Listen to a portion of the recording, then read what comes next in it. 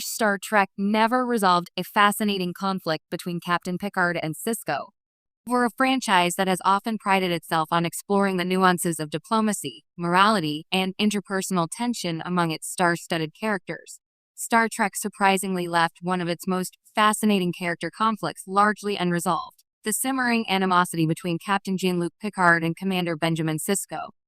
Their paths crossed only once on screen, during the Deep Space Nine pilot episode Emissary, but the undercurrent of mistrust and resentment laid bare in their brief encounter hinted at a much deeper narrative, one that Star Trek never fully explored.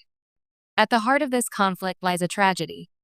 Benjamin Sisko lost his wife, Jennifer, during the Borg attack on Wolf 359, an event that remains one of the bloodiest battles in Federation history.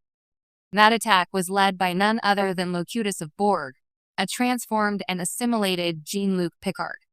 Though Picard was not acting of his own free will, the emotional damage caused by his role in that massacre left scars that extended well beyond his own psyche. For Sisko, those scars were deeply personal. When they first meet, Sisko can barely contain his contempt. His clipped tone, guarded expressions, and overt reference to Locutus make it painfully clear. He does not see Picard as a hero or mentor, but as a ghost of grief. This dynamic is one of the most emotionally complex ever shown between two Star Trek leads. The idea of one Starfleet officer harboring a deep resentment against another, especially when that resentment is morally justified but professionally problematic, is a rich vein of drama. Yet after Emissary, Star Trek never returns to it. Sisko remains stationed at Deep Space Nine, Picard remains aboard the Enterprise, and their relationship, this potential exploration of forgiveness, guilt, and redemption, is left to drift into narrative space, unexamined. This silence is particularly baffling given how central both men are to the overarching narrative of Star Trek in the 24th century. Their lives orbited many of the same themes: duty versus personal feeling, the burdens of command, and the complexities of identity in a changing galaxy. Both men were forced into roles larger than themselves. Picard as the reluctant diplomat and Borg victim, Sisko as the spiritual emissary to the Bajorans. Both struggled to balance Federation ideals with personal loss. And both ultimately had to decide who they were beyond the uniform. What makes the lack of a resolution even more compelling is how Star Trek often does not shy away from addressing character trauma and interpersonal conflict. Picard's own arc in Star Trek First Contact directly confronts his trauma from being assimilated.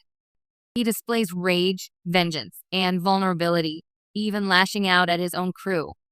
Sisko, on the other hand, undergoes his own transformation throughout DS9, going from a reluctant officer weighed down by grief to a commanding presence who bends the rules to protect what he values. Both arcs are powerful, but they never intersect again. Imagine if they had. What if an episode had brought them together in a mission that forced them to confront Wolf 359? Perhaps an unknown Borg remnant threatens a Federation colony, and Picard and Sisko must collaborate to stop it.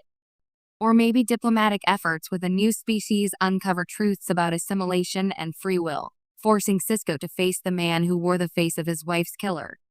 There's rich, emotional terrain here. Picard might feel haunted by the encounter, uncertain if he can ever be forgiven. Sisko, meanwhile, would be forced to reconcile the Federation's idealism with the raw pain of loss that never truly healed. This kind of episode wouldn't need to end in a hug or grand resolution. In fact, it would be more in line with Star Trek's ethos to leave it ambiguous, because in real life, not all wounds heal cleanly. Some coexist with progress. Picard and Sisko don't need to become best friends. But giving them space to speak plainly, to examine their shared history, would have added an emotional depth to both characters and to the shared universe of Star Trek. The missed opportunity is especially poignant considering how Star Trek frequently crosses over characters and timelines. We've seen Spock with Picard. Worf transitioned from TNG to DS9. Even Janeway had her connections with both Admiral Paris and the broader Federation hierarchy. So why couldn't we get one more Picard-Sisko encounter? A chance to explore forgiveness, not as a neat conclusion, but as a complicated process